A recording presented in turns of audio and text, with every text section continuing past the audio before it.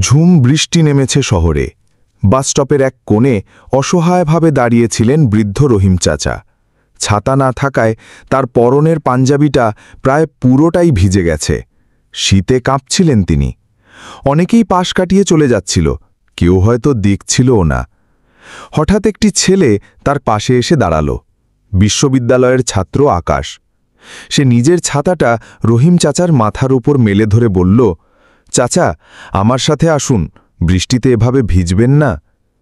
বৃদ্ধ অবাক হয়ে ছেলেটির মুখের দিকে তাকালেন। এই অচেনা শহরে কেউ যে তার জন্য ভাববে তিনি কল্পনাও করেননি। কৃতজ্ঞতায় তার চোখ দুটো জলে ভরে এলো। আকাশ মৃদু হেসে বলল, চলুন, আপনাকে এগিয়ে দিই।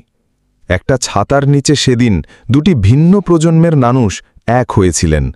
সেদিন আকাশের বৃষ্টিতে শুধু রাস্তা ভেজেনি, ভিজেছিল দুটি হৃদয়, একটি কৃতজ্ঞতায়, অন্যটি সহানুভূতির উষ্ণতায়।